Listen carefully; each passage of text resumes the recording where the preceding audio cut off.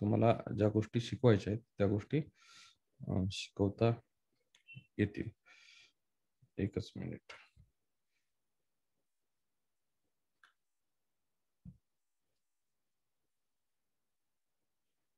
Presentation share करण्यासाठी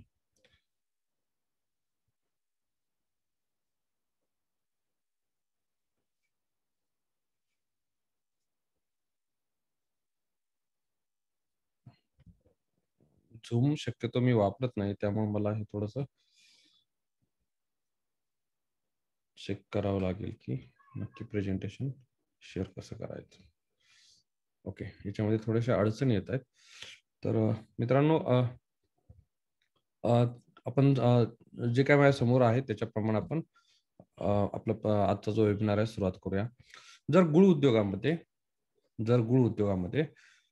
आपल्याला भवितव्य घडवायचं असेल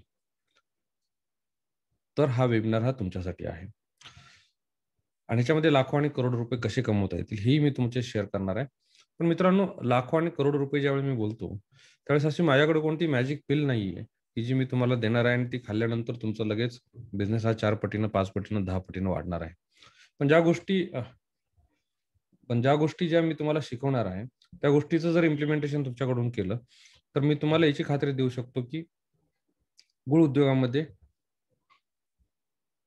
ज्या अडचणी येतात त्या अडचणीवरती मात करण्यासाठी तुम्हाला नक्कीच मदत होईल. मित्रांनो, आजच्या वेबिनारमध्ये आपण 3 गोष्टी पर्टिक्युलरली शिकणार आहे. लेटेस्ट टेक्नॉलॉजीचा वापर करून 250 750 रुपये प्रति टन प्रोसेसिंग खर्चामध्ये बचत कशी करायची. जायगोंडा ब्रँडची सुरुवात 35 रुपये किलो प्रमाणे गुळ विकल्यापासून ते 250 रुपये किलोपर्यंत गुळ विकण्यासाठी नक्की कशी झालेली आहे. आणि एक्सपोर्ट गुळ करून आपल्या प्रोडक्टला डबल प्राइस कशी मिळू शकते. मला 2च मिनिट द्या जेणेकरून मला हे प्रेझेंटेशन शेअर तुमच्याशी करण्यासाठी मला थोडंसं त्याच्यामध्ये काम करावं लागेल.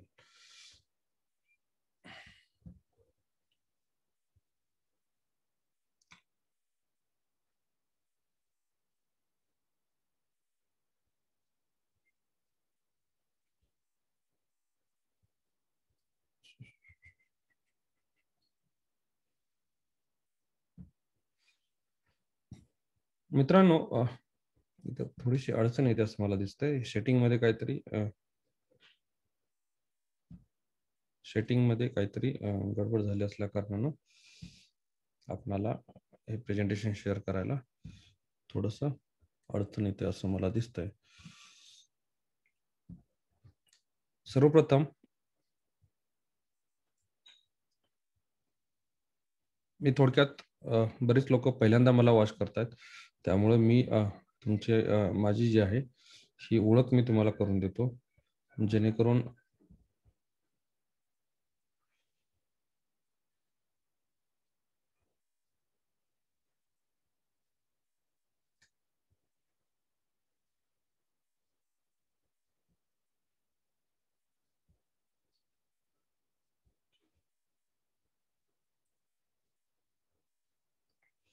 मला वाटतं मीटिंग लॉक करूया आपण, जेणेकरून जे 108 लोक आहेत ना, ही त्याच्यापेक्षा जास्त लोक 3-4 लोक ऍडमिट करतो मी जे आलेले आहेत आता, आणि त्यानंतर आपण मीटिंग लॉक करूया कारण ते आपल्याला डिस्ट्रॅक्ट करतंय जे आपल्याला करायचं आहे त्याच्यापासून.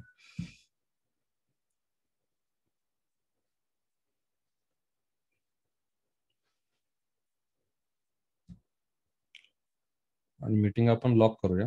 मीटिंग लॉक केलेली आहे जेणेकरून आता आपल्याला डिस्ट्रॅक्शन येणार नाही आणि नवीन लोक जॉईन करण्याचा आपल्याला त्रास होणार नाही. मित्रांनो, माझी ओळख करून देतो. मी शेतकऱ्याचा मुलगा आहे.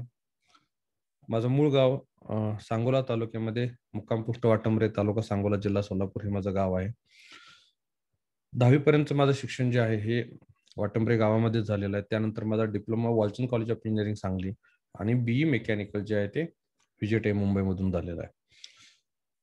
मित्रांनो, बीई झाल्यानंतर थर्मॅक्स लिमिटेड या कंपनीसाठी मी 2003 पासून 2007 पर्यंत काम केलेलं आहे आणि 2007 नंतर मी सांगोला ग्रुपची स्थापना करून आमची सुरुवात जी झालेली आहे IDFD फॅन, डिएटर टँक ह्या वस्तू बनवण्यापासून झालेली आहे आणि आम्ही डेडिकेटेडली थर्मॅक्ससाठी काम करत होतो.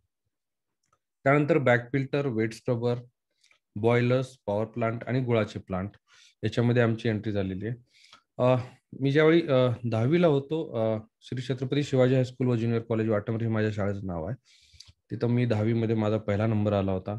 डिप्लोमाला मी 80% मार्क्स स्कोर केले. वॉलचंद कॉलेज ऑफ इंजिनिअरिंग सांगलीमधून माझं डिप्लोमा झाला आणि VJTI मधून माझं BE डिस्टिंक्शनमध्ये झालं. हे प्रेझेंटेशन माझ्या समोर आहे. मला ते शेअर कसं करायचं हे झूमवरती मला माहीत नाहीये, त्यामुळं त्याच्या सेटिंगमध्ये काहीतरी गडबड झाली, त्यामुळे मी तुम्हाला वाचून दाखवतोय. हे सर्टिफिकेट समोर दिसत आहेत मला. 2007 मध्ये मी थर्मॅक्स सोडलेले आहे आणि नंतर सांगोला ग्रुपची स्थापना करून जो प्रोडक्ट आणि जे आम्ही सप्लाय करतो त्याच्याबद्दल तुम्हाला माहिती दिली. गुळ उद्योगाशी आमचा संबंध 2009-10 ला आला मित्रांनो. 2009-10 मध्ये ज्या आम्ही बॉयलरचे पार्ट्स आणि बॉयलर सप्लाय करत असल्यामुळे त्यावेळेस ऑटोमेशन मधले गुळाचे कारखाने ज्यांना हवे होते त्या लोकांनी आमचा संपर्क आला आणि त्यावेळेचं एक फॅड होतं की ऑटोमेशन मधला गुळाचा कारखाना काढायचा म्हणजे साखर कारखान्यामध्ये जी टेक्नॉलॉजी आहे त्या टेक्नॉलॉजीला बेस पकडायचा आणि त्याच्यामध्ये काही बदल करून त्या टेक्नॉलॉजी मध्ये बदल करून गुळ उद्योग जो आहे, गुळाची टेक्नॉलॉजी कशी डेव्हलप करायचा हा त्यावेळेचा प्रयत्न होता आणि त्या कारणामुळे आमचा गुळ उद्योग संपर्क आला. पण बऱ्यापैकी स्टीम बॉइलिंग वरती चालणारे जे प्लांट आहेत त्या काळामध्ये अडचणीमध्ये होते. आजच्या तारखेला पण त्याच्यामध्ये विशेष असं सुधारणा झालेली आहे असं मला दिसत नाही. गुळ तंत्रज्ञान आणि उद्योग सेमिनार हा आम्ही सुरू केला 2017ला. 6 ऑगस्ट 2017ला आमचा गुळ तंत्रज्ञान आणि उद्योग सेमिनार पहिला सेमिनार आमचा झाला आणि आतापर्यंत मी 4,500 पेक्षा जास्त लोकांना गुळ तंत्रज्ञान उद्योग सेमिनारसाठी मी ट्रेन केलेला आहे. त्याच्यामधल्या 100 लोकांनी गुळ तंत्रज्ञान उद्योगामध्ये जे शिकवलेलं आहे, ज्या काही वस्तू आमच्याकडून घेतल्या, काही प्लांट आमच्याकडून लावून घेतले आणि त्यांना त्याचा फायदा होत आहे. तुम्ही YouTube वरती गेला, बंडू पवार जर सर्च केलं तर ते 100 लोकांचे तुम्हाला टेस्टिमोनियल पाहायला मिळतील, ज्यांनी आपल्याला आमच्या जे सेमिनार असतील प्रोडक्ट आहे सर्व्हिस आहे याच्याबद्दल तुम्हाला सांगितलेलं टेस्टिमोनियल दिलेले आहे. मित्रांनो, तंत्रज्ञानाबद्दल जर बोलायचं झालं तर ज्यावेळी आपण ऑटोमेशनच्या कारखान्याबद्दल बोलतो त्यावेळेस आपल्याला बेसिक गुळ बनवण्याची प्रक्रिया काय आहे हे जोपर्यंत आपण समजून घेत नाही तोपर्यंत आपल्याला ऑटोमेशन मधले जे कारखाने आहेत त्याच्याबद्दल सांगणं किंवा त्याच्याबद्दल शिकवणं हे योग्य राहणार नाही. कारण बेसिक गुळ बनवण्याची प्रक्रिया काय असते हे आपल्याला समजून घेणं अतिशय गरजेचं आहे. आता गुळ बनवण्याच्या प्रक्रियेचा जर विचार केला तर ज्या 5 वेगवेगळ्या टेक्नॉलॉजी आहेत त्याच्या व्यतिरिक्त पण अजून काही टेक्नॉलॉजी आहेत, पण त्याचा उल्लेख मी इथं करणार नाही. पहिली जी आहे ती सिंगल फॅन टेक्नॉलॉजी ज्याला आपण कोल्हापूर भट्टी म्हणतो. दुसरी जी आहे ती 3 पॅनची सिस्टम ज्याला आपण UP भट्टी म्हणतो. तिसरी जी आहे ती स्टीम बॉइलिंग टेक्नॉलॉजी ज्याच्यामध्ये उसाच्या रसापासून गुळ बनवण्याच्या प्रक्रियेसाठी आपल्याला वाफेचा वापर केला जातो. चौथी जी आहे थर्मिक फ्लुइड हीटर टेक्नॉलॉजी ज्याच्यामध्ये थर्मिक फ्लुइड हीटरचा वापर केला जातो आणि 5वी जी आहे ती म्हणजे आपले पेटेंटेड टेक्नॉलॉजी. प्रेझेंटेशन माझ्या समोर आहे, तुम्हाला कसं शेअर करायचं हे सेटिंग मध्ये काहीतरी गडबड झाल्यामुळे मी तुम्हाला नाही दाखवू शकणार, पण जास्तीत जास्त माहिती देण्याचा जेणेकरून तुम्हाला या वेळेचा जो आहे तो तुम्हाला जास्तीत जास्त सदुपयोग होईल अशा पद्धतीने मी तुम्हाला नॉलेज 100% मी तुम्हाला आज देणार आहे. सिंगल पॅन सिस्टम मध्ये कोल्हापुरी भट्टीमध्ये गुळ बनवण्याची प्रक्रिया एका कढाईमध्येच पूर्ण होते. 3 पॅनच्या सिस्टम मध्ये गुळ बनवण्याची प्रक्रिया 3 पॅन मध्ये चिमणीच्या शेजारी असणारा पॅन जो असतो तिथं पहिला रस येतो, त्यानंतर दुसऱ्या पॅन मध्ये, नंतर तिसऱ्या पॅन मध्ये ज्याच्या खाली जाळ असतो तिथं गुळ बनवला जातो. 2 गोष्टी महत्त्वाच्या आहेत ज्या तुम्हाला लिहून घ्यायच्या आहेत. Point number 1 single pan system मध्ये चिमणीमधून धुराड्यामधून जाणारा जो धूर आहे त्या धुराचं टेम्परेचर 450 डिग्री सेल्सिअस असतं. लिहून घ्या तुम्ही. का ते का महत्वाचं हे पण मी तुम्हाला समजावून सांगतो. सिंगल पॅन सिस्टम मध्ये किंवा कोल्हापूर भट्टीमध्ये धुराड्यामधून जाणारं धुराचं टेम्परेचर जे आहे ते 450 डिग्री सेल्सिअस असतं. 3 पॅनच्या सिस्टम मध्ये तेच टेम्परेचर 350 डिग्री सेल्सिअस असतं. मित्रांनो, आज जे मी तुम्हाला शिकवणार आहे, हे तुम्हाला जे कामाचं आहे, जे महत्वाचं आहे ते शिकवणार आहे. आणि अ, जे तुम्हाला लिहायला सांगतोय ते तुम्हाला माहीत असलंच पाहिजे गृह उद्योगात जर आपण काम करणार असेल तर. उष्णतेचा अपव्यय या मुद्द्याचा जर विचार केला तर 3 पॅनच्या सिस्टममध्ये उष्णता वाया जाणारी उष्णता ही कमी असते कारण त्याच्यामध्ये 350 डिग्री सेल्सिअसचा धूर जातो आणि सिंगल पॅनमध्ये 450 डिग्री सेल्सिअसचा धूर जातो. त्यामुळे कदाचित तुम्हाला वाटेल, की मग आपण 3 पॅनच्या सिस्टमकडे जाऊया. कारण तिथं उष्णतेचा अपव्यय कमी होतो.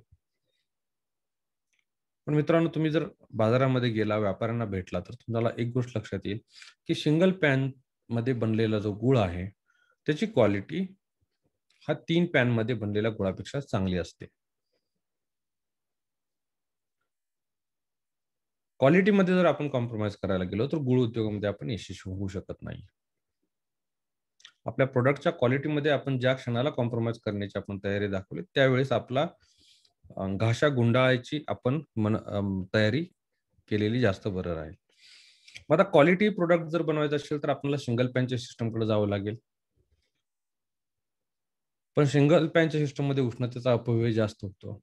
आता ह्याचं तुम्हाला प्रॅक्टिकली काय सिग्निफिकन्स आहे? म्हणजे ह्याचा तुम्हाला काय फरक पडणार आहे? उष्णता जास्त वाया जाते, ह्याचा अर्थ काय आहे? तर तुम्हाला बगॅस जो आहे, उष्णता जास्त वाया जाते. उष्णता येते कुठून? बगॅसमधून. बगॅस म्हणजे काय? चुलटी किंवा तोतरी ज्याला म्हणतात. तर ते चुलटी जळून जी उष्णता मिळते, त्या उष्णतेचा जास्तीत जास्त वापर रसाला देण्यासाठी करायला पाहिजे. पण त्याची उष्णतेचा अपव्यय जर झाला, तर मिळणारं बगॅस आहे ते कमी पडू शकतं. त्यामुळे तुम्ही जर बघितलं, की जी काही गुऱ्हाळ आहेत, तिथं तुम्हाला प्लास्टिक असेल किंवा कॉटन वेस्ट असेल किंवा इतर टायर वगैरे जाळून गूळ बनवण्याचा प्रयत्न केलेला दिसतो. बरीच कारणं आहेत, पण त्याच्यामधलं एक कारण जे आहे, ते म्हणजे उष्णतेचा अपव्यय जास्त होतो. सिंगल पॅन सिस्टममध्ये चिमनीमधून बाहेर जाणारा धूर आहे, त्याच्यामध्ये 450 डिग्री टेम्परेचर असतं. क्वालिटीमध्ये कॉम्प्रोमाईज करायचं नाही, त्यामुळे सिंगल पॅनकडेच आपल्याला जावं लागेल. आता काही कारणं तुम्हाला सांगतो, जेणेकरून तुम्हाला क्वालिटी गुळाच्या क्वालिटीवरती परिणाम करणारे घटक कोणते आहेत आणि ते तुम्ही ते कसे कंट्रोल करता येतील तुम्हाला याच्याबद्दल मी तुम्हाला सांगतो. पण ते सांगण्याच्या अगोदर सिंगल पॅनसाठी कुणी जायचं आणि 3 पॅनसाठी कुणी जायचं? 3 पॅनला तर कुणीच जाऊ नये. पण का जातात लोकं हे पण तुम्हाला कळणं गरजेचं आहे. मित्रांनो, एक वाक्य लिहून घ्या.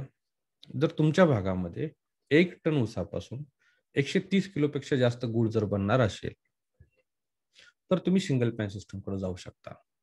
आणि हे जे मी आकडे सांगतोय, हे जे माझं संशोधन स्वतःचं आहे, माझं ऑब्झर्वेशन जे आहे आणि जे माझं लॉजिक जे आहे त्याप्रमाणे सांगतोय. हे आकडे बऱ्याच गोष्टी हे जे आकडे सांगतोय 450 डिग्री सेल्सिअस, 350 डिग्री सेल्सिअस धुराचं टेम्परेचर, 130 किलो गूळ. हे जे सांगतोय ह्याला बरेच पॅरामीटर आहेत. आता मी ज्यावेळी 450 डिग्री सेल्सिअस सिंगल पॅनमधून निघणाऱ्या धुराचं टेम्परेचर म्हणतोय, याचा ही कशाशी सब्जेक्ट आहे हे पण तुम्ही लक्षात घ्या. जर टाकणारा बगॅस आहे, त्याचं जर मॉइश्चर जास्त असेल, तर टेम्परेचर कमी होणार आहे. कढाईच्या खाली घुसणारी हवा जी आहे, ज्याला एअर इनग्रेस म्हणतात, ती जर जास्त असेल, तरी टेम्परेचरचा ड्रॉप होणार आहे. तुमच्या बॅचची साईज काय, कढाईची साईज काय आहे, याच्यावरती पण टेम्परेचरचं व्हेरिएशन होऊ शकतं. तुमच्या फर्नेसचं डिझाइन काय आहे, तिथं जी वापरलेली माती काय आहे, त्या मातीचा किंवा सिमेंटच्या प्रॉपर्टीज त्याचं हीट इन्सुलेशन करण्याची कॅपॅसिटी किती आहे, त्याच्यावरती अवलंबून असतं. पण जे मी पॅरामीटर तुम्हाला सांगतोय, तुमचे कॉन्सेप्ट क्लिअर करण्यासाठी मी सांगतोय. 130 किलोपेक्षा जास्त जर गूळ तुमच्या भागात बनणारा असेल, तर तुम्ही सिंगल पॅनच्या सिस्टमला जाऊ शकता.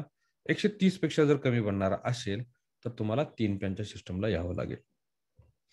आता याच्यासाठी काही गोष्टी लिहून घ्या तुम्ही. हे असं का?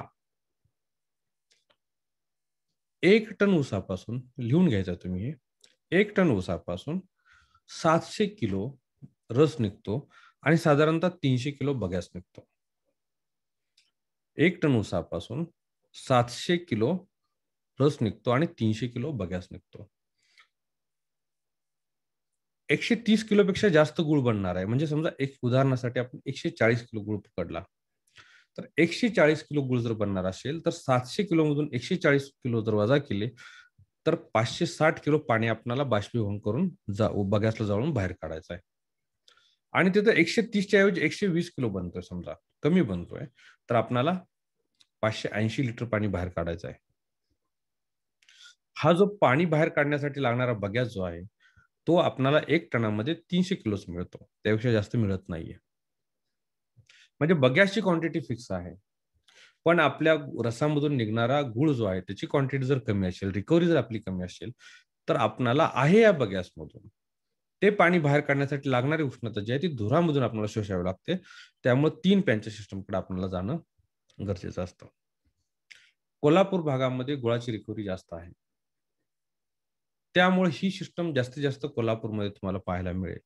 म्हणून या सिस्टमला कोल्हापूर सिस्टम म्हणतात, जी सिंगल पॅनची सिस्टम आहे. 3 पॅनची जी सिस्टम आहे, त्या 3 पॅनची सिस्टम ह्याला यूपी भट्टी म्हणतात, कारण तिकडं ही सिस्टम डेव्हलप झाली आहे, तिकडे ही सिस्टम जास्त चालते. मित्रांनो, 3 पॅनच्या सिस्टममध्ये आपणाला यूपी मध्ये चालते आपल्याकडं किंवा कोल्हापूर भट्टी जी आहे कोल्हापुरामध्ये चालते असं काय समजण्याचं काही कारण नाही.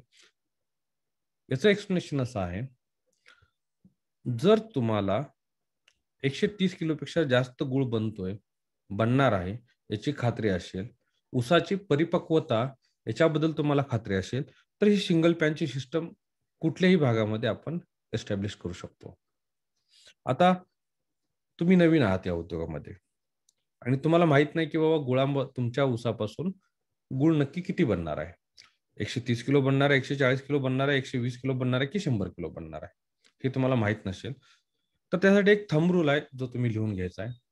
तो म्हणजे तुमच्या भागामध्ये साखरेची रिकव्हरी किती मिळते, तुमच्या भागामध्ये जो साखर कारखाना आहे त्याची रिकव्हरी जी मिळते त्याच्यामध्ये 2% तुम्ही गुळाची रिकव्हरी वाढवू शकता. म्हणजे जर साखर 100 किलो बनत असेल, तर तुमचा गूळ आहे तो 120 किलो बनू शकतो. जर साखर तुमची 120 किलो बनत असेल 1 टन ऊसापासून, तर तुमचा गूळ 140 किलो बनू शकतो. हे लिहून घ्या तुम्ही. गुळाची रिकव्हरी बरोबर साखरेची रिकव्हरी प्लस 2. आता ही ज्यावेळी इक्वेशन मी ज्यावेळी समजावून सांगतोय, त्यावेळेस ह्या इक्वेशनमध्ये अझम्पशन काय काय ते तुम्हाला सांगतो. ह्या इक्वेशनमध्ये तुम्ही तुमच्या भागामधला पूर्णपणे परिपक्व ऊस घेताय असं मी गृहीत धरतो. तुम्ही जर कच्चा ऊस घेतला तर तुमच्या भागामध्ये उदाहरणासाठी साखरेची रिकव्हरी 10% आहे. आणि तुम्ही जर कच्चा ऊस विकत घेतला आणि जर तुम्ही म्हणायला लागला की 10 + 2 12% मला रिकव्हरी मिळणार आहे, तर ती मिळू शकत नाही. कारण तुम्ही परिपक्व ऊस घेतलेला आहे, हे माझं पहिलं अझम्पशन आहे. दुसरं अझम्पशन हे आहे, की जो मिळणारा ऊस आहे, त्या ऊसामधून 1 टनमध्ये 700 लिटर रस आपण काढलेला आहे. तुमचा क्रशर एकदम सेकंड हँड असेल, तो ऊस फक्त चिलबलून पुढे सोडत असेल, त्यातून एक्स्ट्रॅक्शन पाहिजे तेवढं होत नसेल, तर आपल्याला रिकव्हरी मिळणार नाही. कारण ते बगॅसमध्ये तुमची साखर पुढे जाणार आहे. त्यामुळं 2 गोष्टीची आपल्याला काळजी घ्यायची आहे. ऊस जो आहे तो परिपक्व आपण घेतोय आणि ऊसाचं अपेक्षित ऑप्टिमम एक्स्ट्रॅक्शन हे आपण करतो, हे आपल्याला इथं पाहायचं आहे. ह्या दोन्ही गोष्टी चुकल्या तर 10 + 2 = 12 किंवा साखरेची रिकव्हरी प्लस 2 = गुळाची रिकव्हरी हा फॉर्म्युला तुमचा मॅच होणार नाही. आता हा फॉर्म्युला नक्की कसा डिराईव्ह झाला किंवा ह्याच्या मागचं कारण काय हे पण थोडंसं समजून घ्या.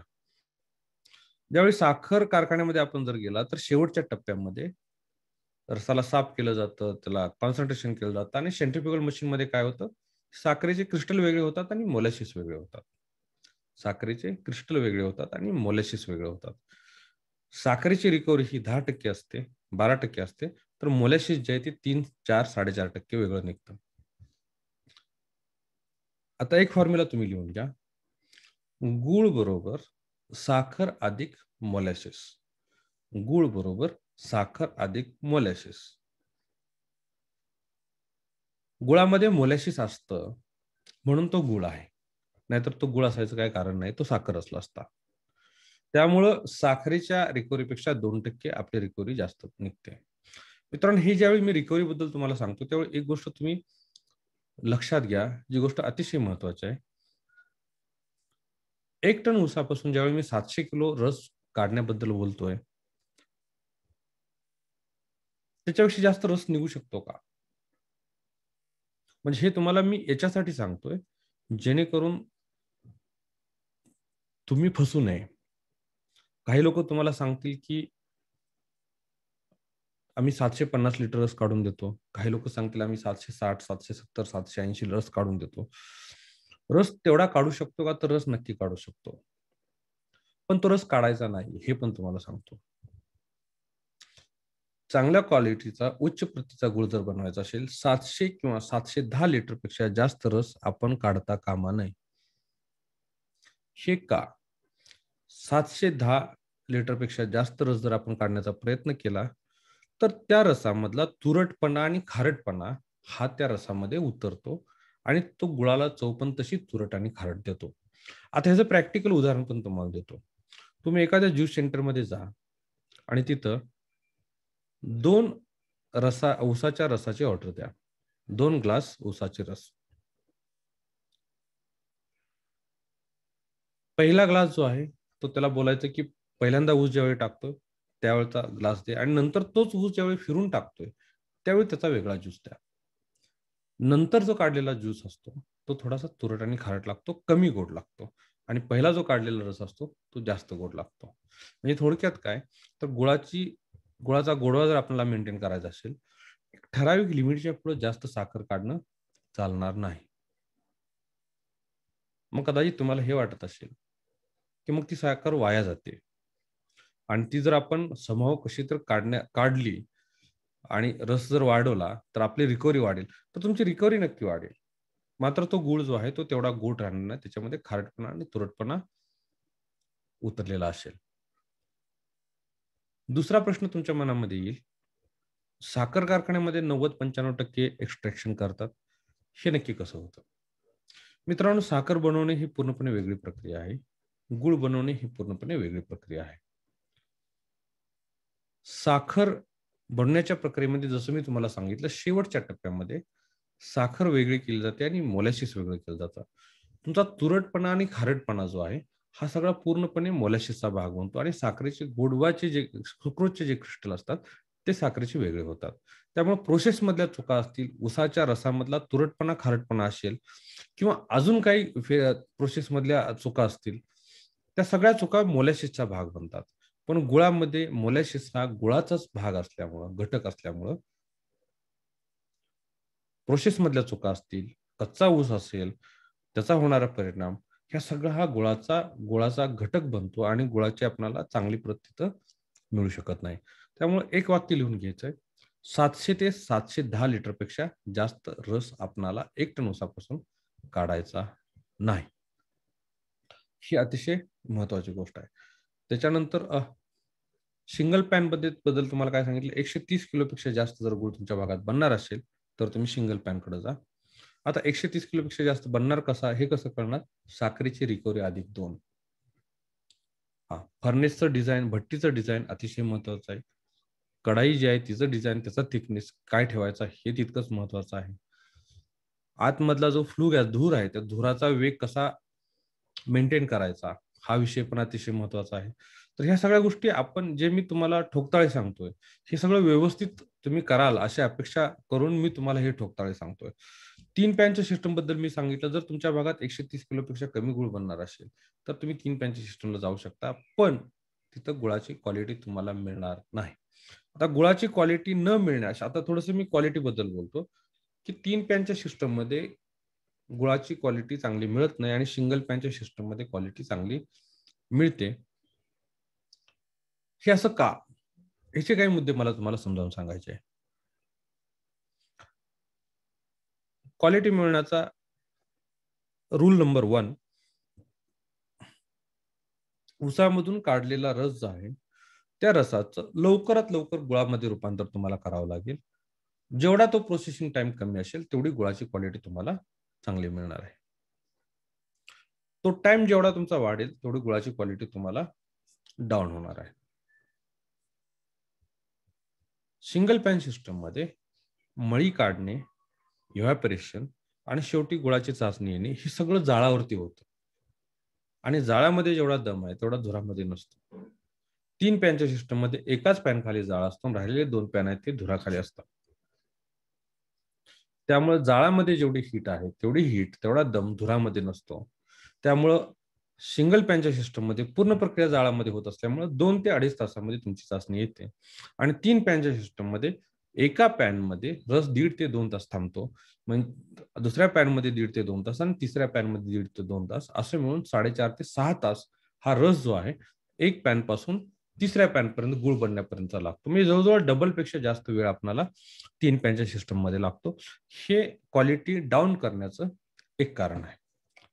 दुसरं कारण असं आहे, सिंगल पॅनची सिस्टम मध्ये जी कढाई असते, कोल्हापूरची भट्टीमध्ये कढाई असते, त्या कढाईमध्ये रस घेतला जातो, तिथं चुना टाकला जातो, तिथून मळी काढली जाते, नंतर बाष्पीभवनानं पाणी बाहेर काढलं जातं आणि शेवटी गूळ बनतो.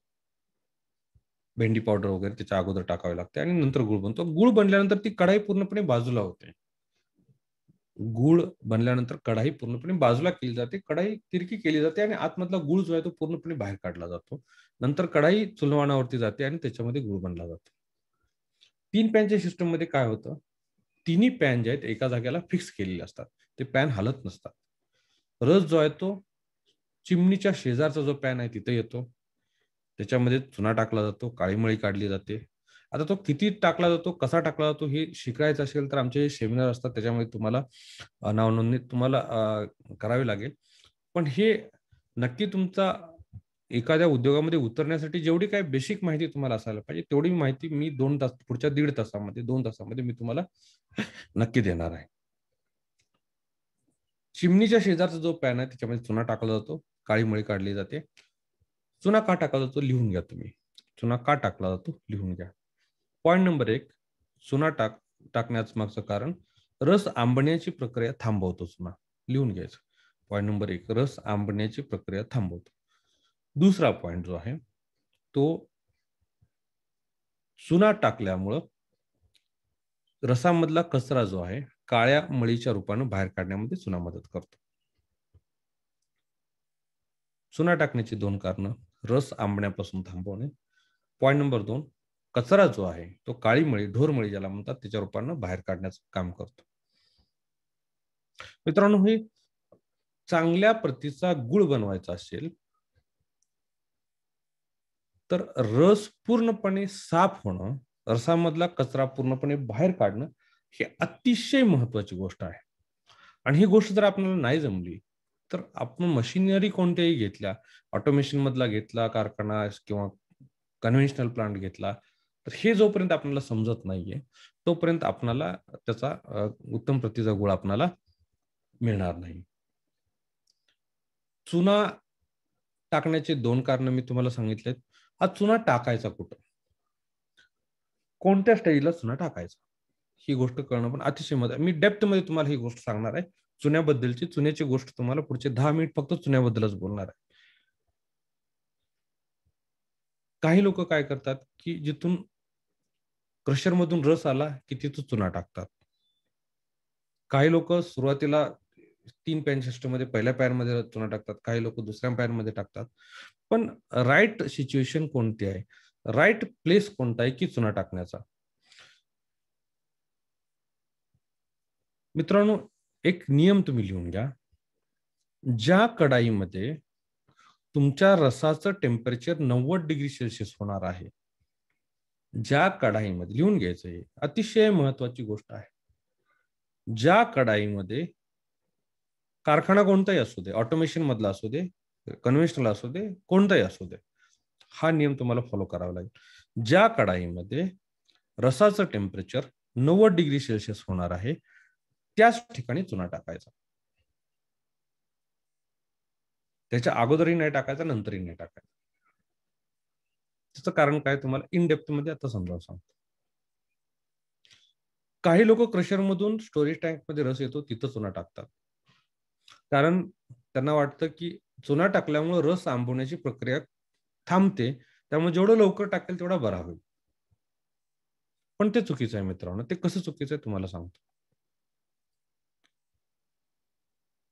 चुना टाकल्यामुळे रस आंबण्याची प्रक्रिया थांबते, पण त्याच वेळेस कचरा जो आहे, काळी मळी, ढोर मळी जे आहे त्याला एकत्र करण्याचं काम चुन्याचं चालू होतं.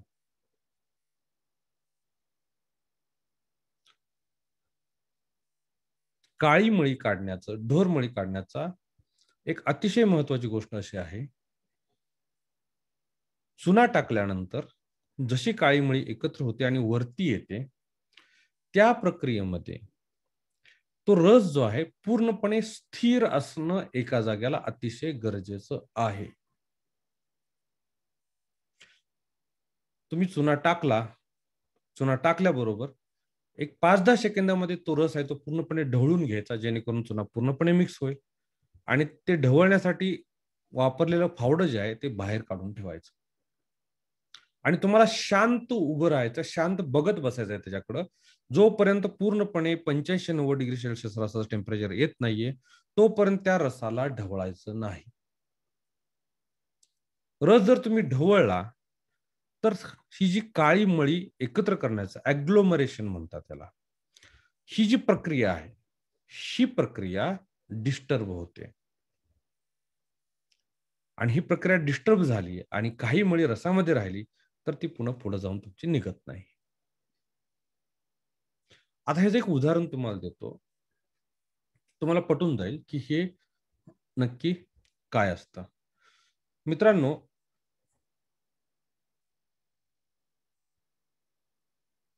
तुम्ही जे चहाचे आउटलेट आहेत, एव्हलिनचं चहाचं आउटलेट असेल किंवा बाकी पण फ्रँचायझी मध्ये काम करणारे लोक आहेत, की ज्यांनी बरेच आउटलेट प्रेमाचा चहा आहे, गुळाचा चहा आहे.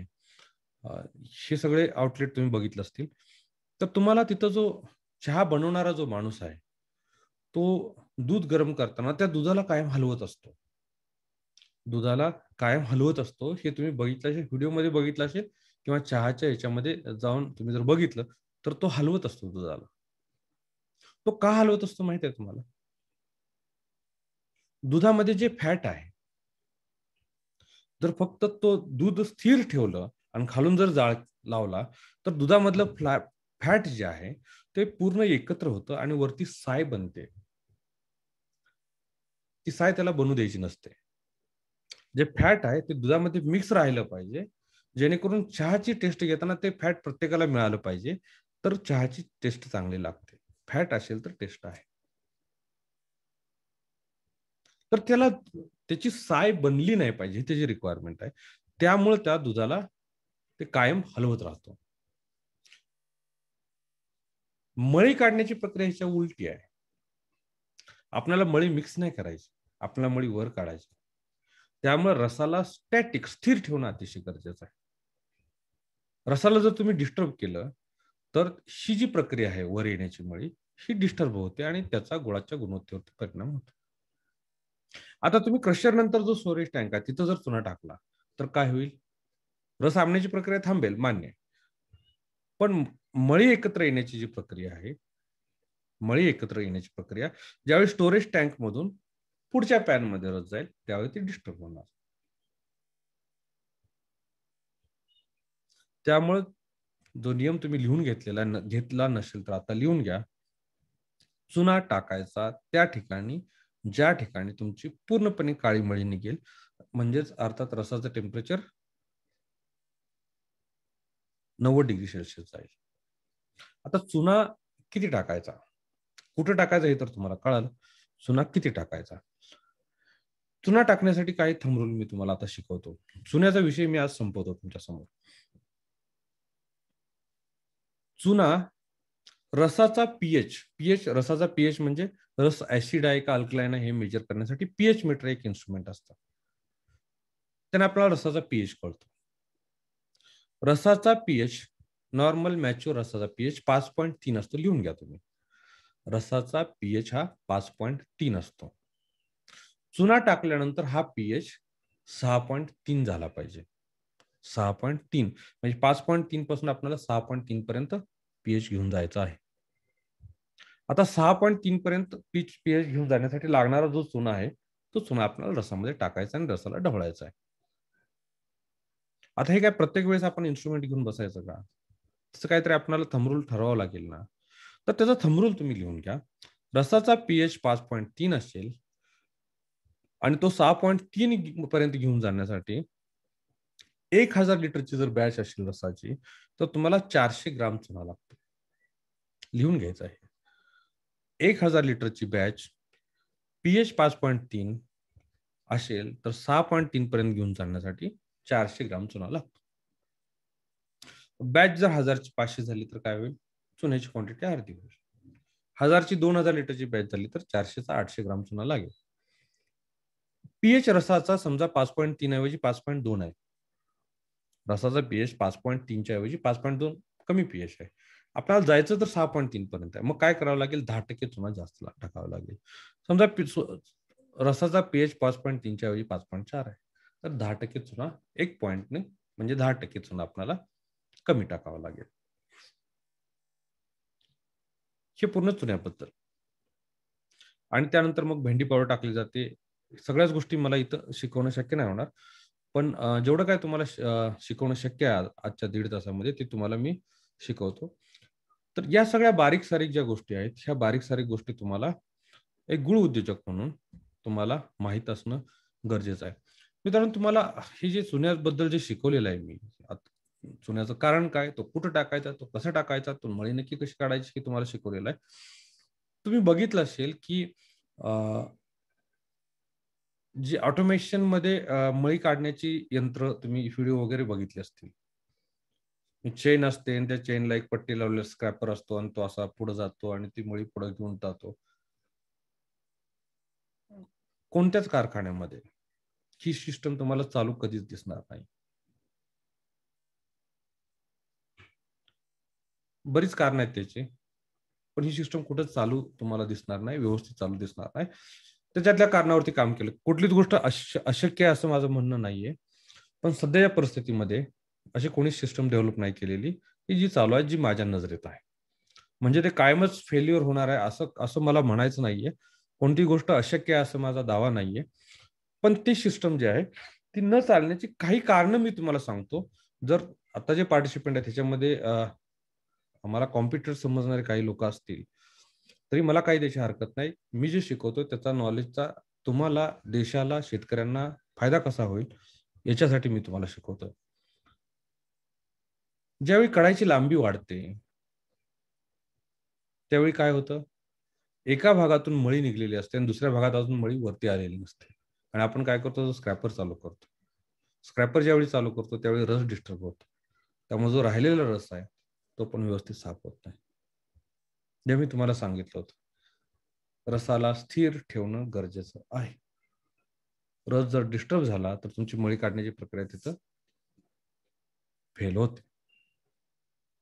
त्यामुळं स्क्रॅपर आणि मग तो मळी कशी निघते, कुठं निघते, हे आता तुम्हाला जर तुम्ही सिस्टम पाहिले असेल तर तुम्ही तुमचं डोकं लावा. तुम्हाला सुचेल त्याच्यामध्ये काय करावं लागेल, सक्सेस करण्यासाठी काय करावं लागेल, हे पण गोष्टी तुम्हाला सुचतील.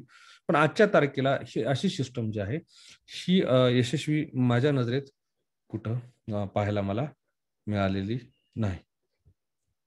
मित्रांनो, आता पुढचा मुद्दा मी घेतो आजच्या डिस्कशनचा, की स्टीम बॉइलिंग टेक्नॉलॉजी. आता या चुना टाकल्यानंतर पुन्हा भेंडी पावडर टाकले, तो किती टाकली जाते, नंतर चाचणी कशी पकडायची, ती गोळी आली की नाही कशी बघायची, ह्या सगळ्या गोष्टी सायंटिफिक तुम्हाला नंतरच्या सेशनमध्ये किंवा आमचे जे सेमिनार आहे त्याच्यामध्ये तुम्हाला अजून डेप्थमध्ये या सगळ्या गोष्टी शिकवल्या जातात. आता मी जातो पुढच्या टेक्नॉलॉजीमध्ये, जे आपण स्टीम बॉइलिंग टेक्नॉलॉजीमध्ये.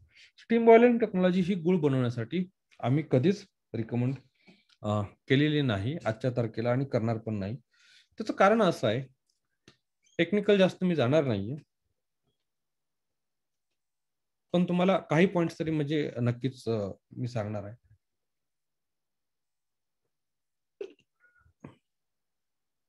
पॉइंट नंबर 1, जाळावरच्या गुळामध्ये जो खमंगपणा आहे, एकाच वाक्यामध्ये क्लीन बोल ना. जाळावर बनणारा गुळ आहे, त्याच्यामध्ये जो खमंगपणा आहे, तो स्टीम बॉइलिंग प्लांटमध्ये मिळू शकत नाही.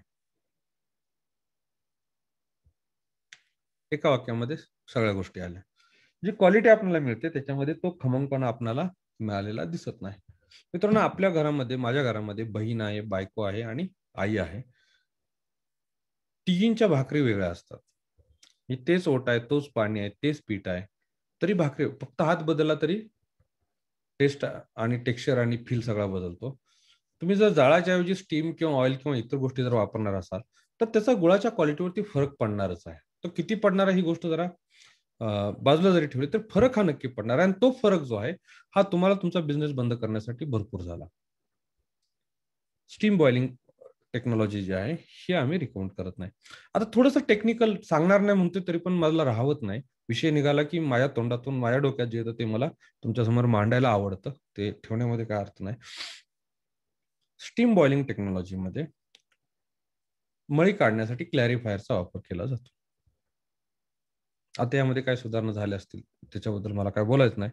पण क्लॅरिफायरमध्ये त्या रसाला कायम ढवळलं जातं आणि बॉटम मधून मळी काढली जाते, घाण काढली जाते.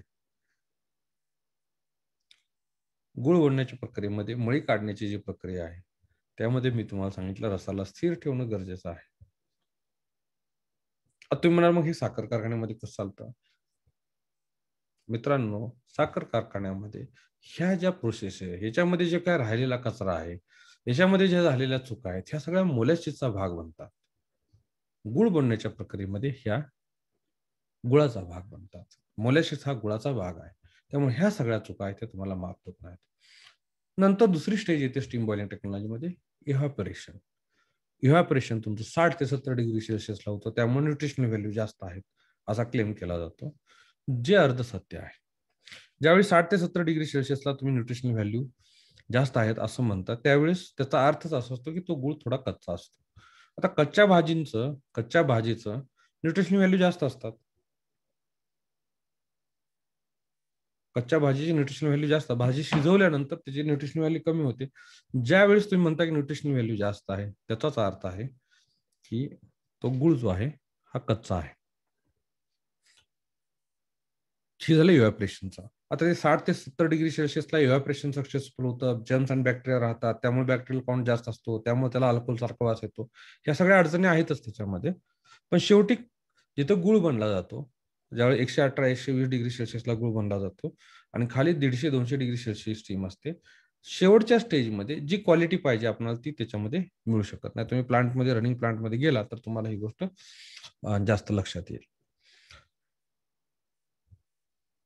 ह्या 3 अडचणी आहेत. क्लॅरिफिकेशन, इव्हॅपोरेशन आणि कॉन्सन्ट्रेशन. 3 अडचणी आहेत म्हणजे काय? थोडक्यात चालणार नाही. आजच्या तारखेला तर मला असे प्लांट चालू कुठंच पाहायला दिसत नाही. जर असतील तर मला नक्की कळवा, जेणेकरून मला माझ्या ज्ञानामध्ये भर पडता येईल. थर्मिक फ्लुइड हीटरमध्ये पुढची जी टेक्नॉलॉजी आहे, थर्मिक फ्लुइड हीटर टेक्नॉलॉजी आहे. त्या थर्मिक फ्लुइड हीटर टेक्नॉलॉजीमध्ये ऑइलवरती सगळी प्रोसेस होते. ओपन बॉइलिंग असतं. मळी व्हॅक्यूम वगैरे काय नसतं. त्यामुळे जर्म्स आणि बॅक्टेरियल काउंट जो आहे तो जाळावरच्या गोळामध्ये जो असतो साधारणतः तेवढाच असतो. मात्र 700-800 डिग्री सेल्सिअसमध्ये जो गुळाचा टेस्ट आणि टेक्स्चर येते, ती तुम्हाला 200-250 डिग्री सेल्सिअसमध्ये तुम्हाला थर्मोफ्लुइड हीटरमध्ये येत नाही. त्यामुळं स्टीम बॉइलिंग टेक्नॉलॉजीपेक्षा थर्मोफ्लुइड हीटिंग टेक्नॉलॉजीमध्ये गूळ तुमचा चांगला बनतो. मात्र जाळामध्ये जो गूळ बनतो त्याच्यापेक्षा तो जो आहे त्याची क्वालिटी आपल्याला थोडीशी डाऊन मिळते. त्यामुळे ही टेक्नॉलॉजी पण आपण रिकमेंड करत नाही. आता ही टेक्नॉलॉजी नंतर आपण काही चुका आपण करतो जेणेकरून आपला गूळ उद्योग आहे तो हा तोट्यात जातो. तर त्या चुका काय आहेत हे आपण तुम्हाला आता मी समजावून सांगणार आहे. मित्रांनो, तुम्ही गुळाचा कारखाना खरेदी करण्यासाठी तुम्ही आमच्यासारख्या मशिनरी मॅन्युफॅक्चररकडे, कन्सल्टंटकडे येता. आम्ही तुम्हाला फार चांगलं प्रेझेंटेशन देतो, की ऊसाची किंमत एवढी आहे, गुळाची किंमत एवढी आहे, याच्यामध्ये प्रोसेसिंग खर्च एवढा आहे. झालं तर तुम्हाला 700-800 हजार रुपये तुम्हाला प्रॉफिट टनामागे राहतो. आणि मग आपण 50 टनाचा, 100 टनाचा प्लांट उभा करायचा निर्णय घेतो आणि 6 महिन्यामध्ये करोड रुपये कमवण्याचं आपण स्वप्न बघतो. आणि कारखाना उभारल्यानंतर लक्षात येतं, की सीझन झाल्यानंतर, पूर्ण झाल्यानंतर आपल्याला 5, 25 लाख, 50 लाख रुपये आपल्याला तोटा झालेला आहे. हा होऊ नये, याच्यासाठी तुम्ही नक्की काय काळजी घ्यायची? काही महत्त्वाचे पॉइंट मी तुम्हाला आज समजावून सांगणार आहे. पॉइंट नंबर 1, गुळाची क्वालिटी चांगली पाहिजे असेल तर ऊसाची क्वालिटी चांगली पाहिजे. ऊसाची क्वालिटी चांगली म्हणजे काय? अगदी सॉइल टेस्टिंग पासून सुरुवात होते. जमिनीमध्ये खारटपणा, तुरटपणा, मीठ पकडणारी जमीन असेल तर तिथे चांगल्या क्वालिटीचा गूळ बनू शकत नाही. एक नियम लिहून घ्या. मातीचा पीएच 7.9 पेक्षा जास्त असेल तर तिथला ऊस घ्यायचा नाही. लिहून घ्या तुम्ही. मातीचा पीएच 7.9 पेक्षा जास्त असेल तर तिथला ऊस घ्यायचा नाही. तो गुळ तुम्हाला चांगल्या क्वालिटीचा कधीच देणार नाही. बरेच पॅरामीटर आहे, पण महत्वाचा पॅरामीटर तुम्हाला सांगतो. दुसरी गोष्ट करायची आहे, पूर्णपणे परिपक्व झालेला ऊसच आपण तोडायचा आहे. मित्रांनो, 90% गुऱ्हाळामध्ये, 90% कारखान्यामध्ये ऊसाची परिपक्वता ही चेकच केली जात नाही. जो मिळेल तो ऊस घेतला जातो आणि त्या ऊसावरती गुळ बनवण्याचा प्रयत्न केला जातो. होतं काय? आता ही परिपक्वता मेजर करण्यासाठी आपल्याकडे ब्रिक्स मीटर किंवा रिफ्रॅक्टोमीटर जे आहे किंवा ज्याला रिकव्हरी मीटर आपण म्हणतो, त्याचा वापर करून आपण ऊसाची परिपक्वता मोजतो. आता ते ब्रिक्स मीटरमध्ये एक फॉर्म्युला लिहून घ्या तुम्ही. ब्रिक्स मीटर म्हणजे एक इन्स्ट्रुमेंट असतं जे 3,500-4,000 ला आमच्याकडून पण तुम्हाला मिळून जाईल. त्या इन्स्ट्रुमेंटचा वापर करून रसाचा थेंब जर त्याच्यावरती टाकला तर तुम्हाला एक रीडिंग मिळतं. ते रीडिंग समजा सरासरी रीडिंग एका ऊसाची 3 रीडिंग घेतो, एका प्लॉट मधले 5 ऊस घेतो. हे सगळं तुम्हाला मी वेगवेगळ्या व्हिडिओमध्ये सांगत असतो किंवा पुस्तकामध्ये पण माझ्या दिलेलं आहे डिटेलमध्ये. तर हे समजा 24 सरासरी ब्रिक्स जर येत असेल तर फॉर्म्युला तुम्ही लिहून घ्या. 24/2 म्हणजे 12 आणि 12+2 करायचं म्हणजे 14% तुम्हाला रिकव्हरी मिळेल. आता मी असे कारखाने बघितले की जिथं 16 आणि 18 ब्रिक्सचा ऊस लोक आणतात. 18 ब्रिक्सचा ऊस, 16 ब्रिक्सचा ऊस म्हणजे 16/2 8, 8+2 10 म्हणजे 10 किलो 100 किलो गुळ तुम्हाला बनतो. जिथं 140 किलो गुळ बनायचा तिथं जर 100 किलो गुळ जर तुमचा बनायला लागला तर तुम्ही प्रॉफिटमध्ये जाऊ शकत नाही. ऊस परिपक्व आहे का नाही हे चेक करणं अतिशय महत्वाचं आहे. याच्यावरती डिटेलमध्ये माहिती कसं चेक करायची, काय प्रोसिजर आहे, हे आमच्या पुस्तकामध्ये श्रीमंतीचा राजमार्ग बौद्धिक या पुस्तकामध्ये दिलेले आहे. ऊस परिपक्व ऊस तोडल्यानंतर लवकरात लवकर त्याचं क्रशिंग होणं गरजेचं आहे. 24 तासाच्या आतमध्ये क्रशिंग झालं तर ठीक आहे, नाहीतर 0.25% रिकव्हरीमध्ये आपण मार खातो. ते का होतो? टेक्निकल कारण आहेत, पण महत्वाची एक गोष्ट लक्षात घ्या की तोडल्यानंतर लवकरात लवकर त्याचं गाळप झालं पाहिजे. जेवढे जास्त दिवस तो राहील तेवढे तुमची रिकव्हरी कमी होणार, गुळाची क्वालिटी तुमची कमी होणार. गाळप झाल्यानंतर प्रक्रिया जी आहे त्या प्रक्रियेचं एसओपी आपल्याला स्टँडर्ड ऑपरेटिंग प्रोसिजर बनवायला पाहिजे. आता तुम्ही मॅकडोनल्ड्स मध्ये किंवा केएफसी मध्ये गेला तर एक कामगार नाही आला म्हणून तुम्हाला बर्गर मिळायचं बंद होत नाही. त्याच क्वालिटीचा बर्गर मिळतो. पण गुळ उद्योगामध्ये गुळव्या नाही आला तर आपलं गुऱ्हाळ बंद राहतं किंवा कारखान्यामध्ये मेन कारागीर जर नाही आला तर आपला उद्योग जो आहे तो बंद राहतो. का राहतो असं? कारण त्याचा सायंटिफिक इन्फॉर्मेशनचा आपण अभ्यास नाही केलेला, त्याचे मॅन्युअल बनवले नाही, त्याची एसओपी आपण बनवलेली नाहीये. जर ह्या सगळ्या गोष्टी आपण जर फॉलो केल्या तर आपल्याला एकसारख्या क्वालिटीचा गुळ एखादा माणूस जरी नाही आला तरी नवीन माणसाला ट्रेन करून आपल्याला या सगळ्या गोष्टी आपल्याला बनवता येतात. म्हणजे प्रक्रिया जी आहे तिचं एसओपी बनवणं अतिशय महत्वाचं आहे. आणि ते बनवल्यानंतर विक्रीचा जो विषय आहे त्या विक्रीमध्ये प्रीमियम क्वालिटीचा गुळ कसा बनवायचा, प्रीमियम क्वालिटीचे प्रोडक्ट कसे विकायचे याचा आपल्याला अभ्यास करावा लागतो. ऊसाची एक वाक्य लिहून घ्या तुम्ही. एक वाक्य लिहून घ्या. क्वालिटी केन आणि कन्सिस्टंट सप्लाय. तुम्ही हा सेमिनार अटेंड करता याचा अर्थ तुमच्याकडे ऊस आहे हे तर नक्कीच आहे. त्यामुळे आम्हाला ऊसाचा प्रॉब्लेम येणार नाही असं तुम्हाला वाटत असेल. पण मी जर तुम्हाला म्हटलं की आता फेब्रुवारी महिना चालू आहे. फेब्रुवारी महिन्याच्या पहिल्या आठवड्यामध्ये परिपक्व असणारा ऊस मिळणारा तुम्ही त्याची यादी द्या. दुसऱ्या आठवड्याची, तिसऱ्या आठवड्याची, चौथ्या आठवड्याची यादी द्या. मार्चची पण यादी द्या आठवडा वाईज. कोणता ऊस परिपक्व होणार आहे? तुम्ही देऊ नाही शकणार. ऊस भरपूर आहे, पण आज तोडण्याच्या लायकीचा कोणता आहे आणि तो तोडण्याच्या लायकीचा पूर्ण 6 महिने सीझनला चालेल याचं तुमच्याकडं नोंद आहे का? याचं तुमच्याकडं रेकॉर्ड आहे का? ऊस तर भरपूर आहे, पण आज तोडण्याच्या लायकीचा नाही. मग त्या ऊसाचा आपल्याला काहीच उपयोग होत नाही. मग काय होते? रिकव्हरीमध्ये माळ पडतो आणि फक्त रिकव्हरी ज्यावेळी कमी लागते त्यावेळी फक्त रिकव्हरी कमी नाही लागत, म्हणजे प्रोडक्टची क्वालिटी जी आहे ती पण डाऊन झालेली असते. कारण प्रोसेसिंग टाइम तुमचा वाढलेला असतो. ऊस कच्चा असतो, रस पण तुरट खारट असतो, गोड नसतो. या सगळ्यामुळे तुम्हाला प्रोडक्टची क्वालिटी जी आहे ती पण मिळत नाही. क्वालिटी ऊस आणि कन्सिस्टंट सप्लाय. कन्सिस्टंट सप्लाय म्हणजे रोज तुमचा 50 टनाचा कारखाना असेल तर रोज 50 टन ऊस तुमच्याकडे आलाच पाहिजे आणि क्वालिटीचा ऊस आला पाहिजे. हे जर तुम्ही करू शकला तर 50% तुम्ही जिंकला. प्रोसेसिंग वगैरे हे जे ज्यांच्याकडून तुम्ही मशिनरी घेता, ही त्यांची जबाबदारी आहे की ती प्रोसेस कशी सेट करायची, तुम्हाला ट्रेनिंग कसं द्यायचं आणि क्वालिटीचा प्रोडक्ट कसा काढायचा. म्हणजे ही जबाबदारी मशिनरी सप्लायरची आहे. 50% जे राहिलेला जो कष्ट आहे हे मार्केटिंगमध्ये करावं लागतं मित्रांनो. 30 रुपये किलोचा गुळ आम्ही घ्यायचो, 35 रुपयाला विकायचो 13-14ला. आता आम्ही 250 रुपये किलोनी जॅगवंडरचे प्रोडक्ट आम्ही विकतोय. jagwonder.net या वेबसाईटवरती जाऊन तुम्ही बघू शकता. हे प्रोडक्ट सगळे तिथून विकले जातात. आता आमचे काही फ्रँचायझी पार्टनर आम्ही उभे करतोय. काही आमचे एसजेबी म्हणून नवीन आम्ही एक योजना काढली, ज्याच्यामध्ये 2 लाखामध्ये नवीन उद्योजकांना स्वतःचा ब्रँड लॉन्च करण्यासाठी आम्ही ती योजना काढलेली आहे.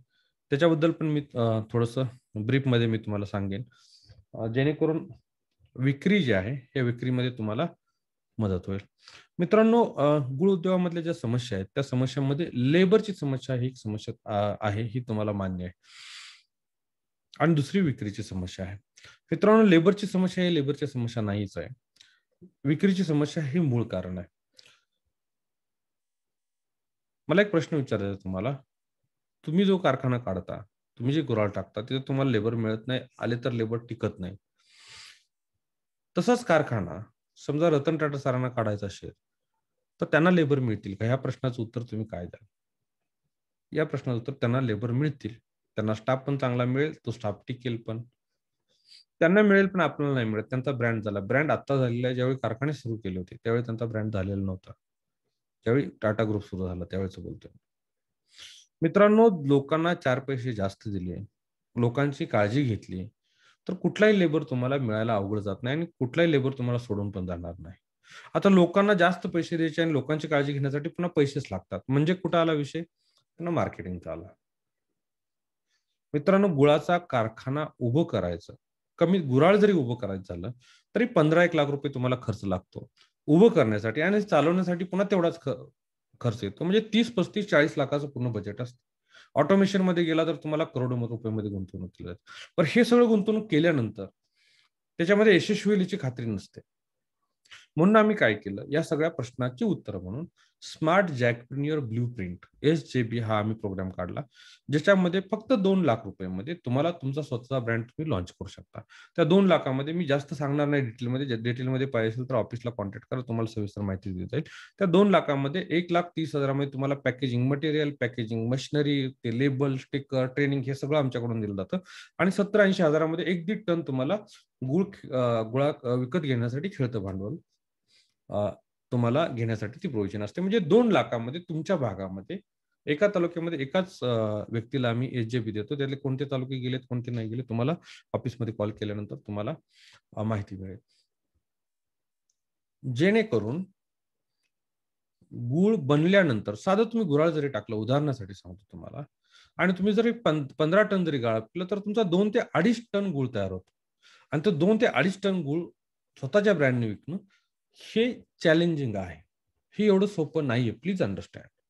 2 टन गूळ डेली विकणं सोपं नाही. मार्केट यार्डमध्ये गेला तर कितीही खपतो. मग मार्केट यार्डमध्ये बसलेले जे व्यापारी आहेत, ते तुमचा कारखाना चालवण्यासाठी बसलेले नाहीत. Please understand. ते त्यांचा उद्योग करण्यासाठी बसलेत. तुम्हाला ते एवढेच पैसे देतील, की तुम्ही मेला पण नाही पाहिजे आणि तुम्ही चांगलं जगला पण नाही पाहिजे. त्यामुळे स्वतःचा ब्रँड करून ग्राहकापर्यंत जास्तीत जास्त पोहोचण्याचा तुम्ही प्रयत्न केला, तर तुम्हाला 2 पैसे जास्त मिळू शकतात. 2 पैसे काय, बरेच पैसे जास्त मिळतात. हे आम्ही पाठीमागच्या वर्षापासून, 2 वर्षापासून जे काम करतोय त्यातून आम्हाला लक्षात आलेलं आहे. स्वतःचं ब्रँडिंग करणं हे महत्वाचं आहे. करोडो रुपयाची गुंतवणूक करून कारखाना उभं करण्याच्या अगोदर स्वतःचा ब्रँड लॉन्च करा. त्यासाठी लागणारा गुळ कुठून मिळेल? आम्ही तुम्हाला देऊ किंवा चांगले सप्लायर आम्ही तुम्हाला सजेस्ट करू किंवा तुमच्या ओळखीचे असतील तिथून घ्या. फक्त आहे हा गुळ तुमचं लेबल लावून तुम्ही विका. प्रोडक्टला हात लावा. दुकानासमोर जा. ग्राहकाच्या अपेक्षा काय असतात? दुकानदाराच्या अपेक्षा काय असतात? खरंच गुळाचं मार्केट काय आहे? हे तुम्हाला कळल्याशिवाय तुम्ही गूळ कारखाना टाकायला नाही पाहिजे, असं माझं स्पष्ट मत आहे. जोपर्यंत तुम्हाला मार्केटिंगचा अनुभव येत नाही, गुळाचं मार्केट समजत नाही, नक्की किती विकला जातो, नक्की कसल्या क्वालिटीचा गुळ मार्केटमध्ये चालतो, गुळामध्ये अडचणी काय काय येतात, ह्या जोपर्यंत तुम्हाला कळत नाहीत, तोपर्यंत तुम्ही कारखाना टाकायचा म्हणजे it is a dead investment. जे स्ट्रक्चर उभं करायचं आहे आपण, ज्याच्यातून आउटपुट आपल्याला कधीच काय मिळणार नाही. तुम्ही विकायला शिकला, तुम्ही समजा 2 टन, 3 टन, पण 500 किलो, 200 किलो गूळ जर आठवड्याला किंवा महिन्याला विकायला शिकला, तर तुम्हाला एक जजमेंट येते किंवा मी 1 टन गूळ दिवसाला विकू शकतो, 200 किलो गूळ दिवसाला विकू शकतो. तर आपला प्लांट किती बनवायचा? मग तो बनवणं योग्य आहे का जो गूळ चांगला मिळतो त्याला ₹2 जास्त देऊन त्याच्याकडून विकत घेणं योग्य आहे? Whether to make it or buy it हा त्यावेळचा डिसिजन. जर क्वांटिटी जास्त असेल तर आपण स्वतः बनवलेलं परवडेल. जर क्वांटिटी कमी असेल तर आपण बाहेरून घेतलेला परवडेल. मार्केटिंगचं रिअल एक्सपोजर तुम्हाला जोपर्यंत मिळत नाही, तोपर्यंत गुळाचा कारखाना काढणं म्हणजे घर जाळून कोळशाचा व्यापार करणं. तुम्ही आमच्या एच-जे-बी मध्येच सामील व्हा असं मला अजिबात म्हणायचं नाहीये. जे आम्ही 2013-14 केलं. जिथं चांगला गूळ मिळतो तिथून गूळ विकत घ्या. तुमचं नाव चिटकवा त्याला आणि बाजारामध्ये विका. ₹2-5 तुम्हाला तरी नक्कीच त्याच्या पाठीमागे सुटतील. तुम्हाला नक्की कळेल की ही गूळ देवता काय आहे? ही तो वस्तू पाहण्यासाठी त्याला हात तर तुमचा लागला पाहिजे अगोदर. का डायरेक्ट कारखाना टाकायचा, गूळ बनवायचा आणि पुन्हा विकत बसायचं. ते त्रासाचं आहे. हां, तुमची जर फायनान्शियल कॅपॅसिटी असेल, बाबा पहिले 5 वर्ष, वर्षाला ₹5-10 लाख, ₹20 लाख आपलं नुकसान झालं, तरी आपल्याला काही फरक पडत नाही. असं जर तुमचं जर फायनान्शियल जर पोझिशन असेल, तर तुम्ही नक्कीच कारखाना टाकू शकता. त्याच्याबद्दल मला काही म्हणायचं नाही. गूळ उद्योग तोट्यात जाऊ नये म्हणून रिपीट करतोय. जमीन चांगली पाहिजे, ऊस मॅच्युअर पाहिजे, तोडल्यानंतर लवकरात लवकर गाळप झालं पाहिजे. प्रक्रियाचं स्टँडर्ड ऑपरेटिंग प्रोसिजर तयार झाली पाहिजे आणि प्रॉडक्टचा विक्रीचा तुम्हाला रिअल एक्सपिरियन्स पाहिजे. या गोष्टीवर जर तुम्ही काम केलं, ज्या गोष्टी आम्ही शिकवतोय, त्या पूर्ण श्रद्धेनं जर तुम्ही इम्प्लिमेंट केल्या, तर मी तुम्हाला खात्री देतो, तुम्ही गृह उद्योगामध्ये अपयशी होऊ शकत नाही. गॅरंटी. आपण जे सांगतोय त्याच्या व्यतिरिक्त शॉर्टकट करायचा प्रयत्न केला, तरी मी तुम्हाला गॅरंटी देतो, गूळ उद्योगामध्ये तुम्ही यशस्वी होऊ शकत नाही. जे आहे ते थोडंसं ब्लंटली बोललं तर सत्य कटू असलं तरी पण ते सत्य बोललं तर जास्त योग्य राहील असं माझं मत आहे. आता यानंतर 8:07 झालेले आहेत आणि आता आपण विक्रीबद्दल आणि प्रोसेसबद्दल पण बोललो. आता आपण थोडं एक्सपोर्टबद्दल बोलूया. हे प्रेझेंटेशन शेअर मला करणे सेटिंगमध्ये काहीतरी गडबड झालेली आहे. त्यामुळे शेअर करता येत नाही मला. अदरवाईज मला ते शेअर केलं असतं तर मी कंप्लीट 2 तास तुम्हाला पूर्ण क्वालिटी कंटेंट देण्याचा माझा मानस होता. पण थोडं 1 तास झालाय, कट शॉर्ट करावं लागेल मला. पण मी एक्सपोर्टबद्दल तुम्हाला आयडिया देणार आहे, जेणेकरून अ, आपल्या गुळाला डबल किंमत कशी मिळू शकेल. मित्रांनो, मी तुम्हाला एक्सपोर्टबद्दल बोलण्याच्या अगोदर तुम्हाला एक गोष्ट मला सांगायची आहे, ती म्हणजे आम्हाला एक्सपोर्टची पहिली ऑर्डर कशी मिळाली? 2008 मध्ये आम्हाला एक्सपोर्टची पहिली ऑर्डर मिळाली. आम्हाला आमच्या वेबसाईटवरून एक इन्क्वायरी आली. म्हणजे अशा इन्क्वायरी येतच असतात. त्याच्यामधली एक इन्क्वायरी होती, दुबईची इन्क्वायरी होती आणि त्यांनी कोटेशन मागितलं. आम्ही कोटेशन दिलं. कोटेशन दिल्यानंतर 2-4 दिवसांनी त्यांचा कॉल आला. आम्ही फोनवरती बोललो. बोलल्यानंतर निगोशिएशन झालं आणि 1-2 दिवसानंतर आम्हाला ईमेलवरती ऑर्डर आली. आमचा विश्वास नव्हता. आम्हाला वाटायचं हे सगळं फेक आहे. हे सगळं फेक आहे. एक्सपोर्टच्या ऑर्डर अशा मिळतात का? इन्क्वायरी आली, कोटेशन दिलं, फोनवरती बोललो, निगोशिएशन झाली आणि ऑर्डर मिळाली. असं होऊ शकत नाही. एक्सपोर्टची ऑर्डर मिळणं म्हणजे फार मोठी गोष्ट आणि त्याला फार मोठी कंपनी लागते, असा आमचा समज होता त्यावेळेस. जो आम्हाला नंतर कळाला की गैरसमज होता. ऑर्डर आल्यानंतर एक अर्ध्या दिवसानंतर आमच्या पोस्ट ॲड्रेसवरती ऑफिसच्या लेटर ऑफ क्रेडिट आलं, बँकेचं लेटर आलं. ते एल-सी मिळाल्यानंतर पण आम्हाला वाटलं, की हे काहीतरी फ्रॉडच आहे. मग आम्ही ती एल-सी जी आहे, ती एल-सी आणि पर्चेस ऑर्डर आमच्या बँकमध्ये दिली आणि म्हटलं, की हे चेक करा, की हे खरं आहे का काय फ्रॉड आहे. त्यांनी सांगितलं चेक केल्यानंतर, ही ऑर्डर खरी आहे, तुम्हाला ऑर्डर एक्झिक्यूट करावी लागेल. आणि अशा पद्धतीने आम्हाला अननोइंगली आणि अशी एक नाही मिळाल्या, त्यानंतर आमच्या सगळ्या एक्सपोर्टच्या ऑर्डर ह्या मग नंतर आम्ही ॲक्टिव्हली प्रयत्न चालू केले आणि तिथून पुढे रेग्युलर ऑर्डर आमच्या चालू झाल्या. एक्सपोर्टची ऑर्डर मिळवणे हे फार अवघड आहे असं जर तुम्हाला वाटत असेल तर हा तुमचा गैरसमज आहे. डोमेस्टिकची ऑर्डर मिळवणं, त्याचं पेमेंट रिकव्हर करणं हे थोडंसं जास्त अवघड आहे. एक्सपोर्टमध्ये ते जास्त सोपं आहे. मित्रांनो, गूळ उद्योगाबद्दल जर बोलायचं झालं, तर गूळ उद्योगामध्ये अ, जगामध्ये जो गूळ बनला जातो, त्याच्या 70% गूळ जो आहे तो भारतात बनला जातो. आणि 70% गूळ जो भारतात बनतो, त्याच्यामध्ये क्वालिटी गूळ हा महाराष्ट्रामध्ये बनतो. म्हणजे जगाला गूळ देणाऱ्या बाप लोकांमध्ये आपण आहोत असं म्हणायला हरकत नाही. मित्रांनो, 70% गूळ जगातला देशात बनतो. क्वालिटीचा गूळ महाराष्ट्रामध्ये बनतो. पाठीमागच्या वर्षी 1600 कोटीहून जास्त किमतीचा गुळ आपण एक्सपोर्ट केलेला आहे. 167 देशामध्ये गुळ एक्सपोर्ट केलेला आहे. आता कोरोना असेल किंवा कोरोनाच्या अगोदर प्रदूषण असेल, त्या प्रदूषणामुळे थ्रोट आणि लंगचं इन्फेक्शन होतं. कोरोनामध्ये पण तेच होत होतं. तर हवेचं प्रदूषण, थ्रोट, लंग्स याचं इन्फेक्शन हा प्रमाण येणाऱ्या काळामध्ये वाढू शकतं आणि याच्यापासून वाचवण्यासाठी आणि याची थ्रोट आणि लंग्सची इम्युनिटी वाढण्यासाठी गुळ हा हा सगळ्यात चांगला आरोग्यासाठी चांगला आहे. हे तुम्हाला माहीत आहे, सगळ्यांना माहीत आहे. त्याच्याबद्दल मी गुळाचे फायदे काय आहेत हे मी तुम्हाला समजावून सांगणार नाही. त्यामुळे येणाऱ्या काळामध्ये हा जो 1600 कोटीचा आकडा आहे, हा 5,000 10,000 कोटीपर्यंत जाईल अशी माझी स्वतःची अपेक्षा आहे. असा माझा स्वतःचा अंदाज आहे. आणि हा जो गूळ आहे, सध्या जो गूळ विकला जातो जास्तीत जास्त, तो रेग्युलर गूळच बाहेर विकला जातो. काही स्पेसिफिक कंट्रीजमध्ये स्पेसिफिक गूळ जो आहे, तो थोडासा क्वालिटी कंट्रोल केलेला गूळ जातो. नाहीतर बाकी देशामध्ये जे सौदी अरेबिया आहे, दुबई आहे किंवा नेपाळ आहे किंवा श्रीलंका आहे, या देशामध्ये जो गूळ जातो, आपला रेग्युलर जो गूळ आहे ना, तोच थोडासा अट्रॅक्टिव्ह पॅकिंगमध्ये पाठवला जातो. आणि ॲव्हरेज प्राइस जर बद्दल जर बोलायचं झालं आपल्याला, तर सरासरी 65 ते ₹70 किलोनी हा गूळ विकला जातो. अगदी अमेरिकेमध्ये जर मग गेला तर अमेरिके किंवा ऑस्ट्रेलिया या देशामध्ये गेला तर 90 ते ₹100 किलोने ॲव्हरेज प्राइस तुम्हाला मिळते. ह्या सगळ्या गोष्टी ज्या आहेत ह्या गव्हर्नमेंटच्या वेबसाईट ज्या आहेत, अपेडाची जी वेबसाईट आहे, DGFTची जी वेबसाईट आहे, या वेबसाईटवरती तुम्हाला पाहायला मिळतील. तर साधारणतः डबल किंमत जी आहे एक्सपोर्टमध्ये तुम्हाला अ, मिळते आपणाला. पाठीमागच्या वर्षी जो गूळ एक्सपोर्ट झालेला आहे, तो 1606 कोटी रुपयेचा झालेला आहे. आणि ज्या टॉप कंट्रीज आहेत त्याच्यामध्ये श्रीलंका आहे, बेनिन आहे, अमेरिका आहे, इंडोनेशिया आहे, नायजेरिया आहे, UAE आहे, केनिया आहे, सुदान आहे, टांझानिया आणि नेपाळ. ह्या टॉप 10 कंट्री आहेत आणि ॲव्हरेज प्राइस जे आहे ते मी तुम्हाला 65 ते ₹70 किलो हे मी तुम्हाला सांगितलेलं आहे. आपला जो गूळ एक्सपोर्ट सेमिनार असतो आणि गूळ तंत्रज्ञान आणि एक उद्योग सेमिनार असतो. या सेमिनारमध्ये याच्याबद्दल सविस्तर माहिती डिटेलमध्ये सगळ्या गोष्टी शिकवल्या जातात. जेणेकरून ज्या गोष्टी तुम्हाला आता मी सांगितलेल्या आहेत, ह्या 1 तास, सव्वा तास झालं मी तुम्हाला सांगतोय. पण याच्यामध्ये या सगळ्या गोष्टी कव्हर होत नाहीत. तर हे तुम्हाला शिकायचं असेल, हे जर तुम्हाला इम्प्लिमेंट करायचं असेल, तर आमच्या ऑफिसमध्ये कॉल करा आणि हे सेमिनार कधी आहे याच्याबद्दल तुम्ही चौकशी करा. जर इम्प्लिमेंट करायचं असेल तुम्हाला, तर तुम्ही या सेमिनारला येणं गरजेचं आहे. फक्त नॉलेज घ्यायचं असेल तुम्हाला, तर मग YouTubeवरती किंवा असे जे वेबिनार असतात, त्या वेबिनारच्या माध्यमातून तुम्हाला जास्तीत जास्त नॉलेज देण्याचा माझा प्रयत्न असतो. पण हे शिकायचं असेल, तर हे सेमिनार तुम्ही अटेंड करणं गरजेचं आहे. हे पुस्तक जर तुम्हाला विकत घ्यायचं असेल, तर तुम्ही jagondar.net वरती व्हिजिट करू शकता.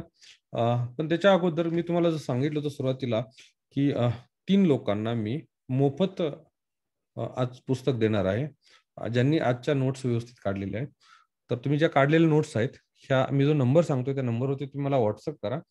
जेणेकरून त्या तिघांची नावं जी आहेत, ही मी आता मला इथं मी डिक्लेअर करेन. तर जो माझा नंबर आहे 9552719681 9552719681 वर तुम्ही मला WhatsApp करा. जेणेकरून मी तुम्हाला 3 लोकांची नावं मी आता डिक्लेअर करतो आणि त्यांना कुरिअरचा फक्त ₹200 तुम्हाला पे करायचे आहेत. जर तुम्ही पुण्यामध्ये असाल, तर तुम्ही आमच्या ऑफिसला येऊन कोणतेही चार्जेस न पे करता हे पुस्तक तुम्ही माझ्याकडून घेऊ शकता. तर ज्या लोकांनी please let me in meeting 7 वाजता आपला सेमिनार चालू झाला. बरोबर 7 वाजता मी हजर राहिलो. 7:15 पर्यंत लोक येत होती. ज्या लोकांनी या नोट्स काढलेले आहेत व्यवस्थित, त्या लोकांची तिघांची नावं मी तुम्हाला सांगतो. जेणेकरून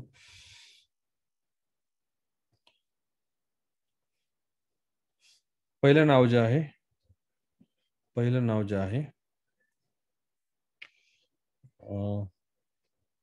ते आहे प्रशांत काळे यांना अभिनंदन मी तुमचं करतो.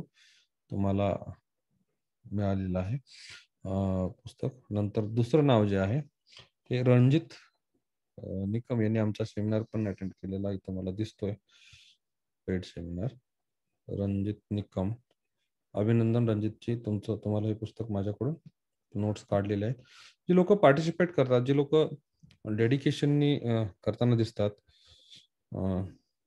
त्या लोकांबरोबर काम करायला आम्हाला आवडतं. तिथं आपण रणजित निकमजी, कॉंग्रॅच्युलेशन. नंबर जो आहे तो नंतर हा जो नंबर आहे नवीन, नेहाल कुंभार. नेहाल कुंभार, तुमचं पण अभिनंदन.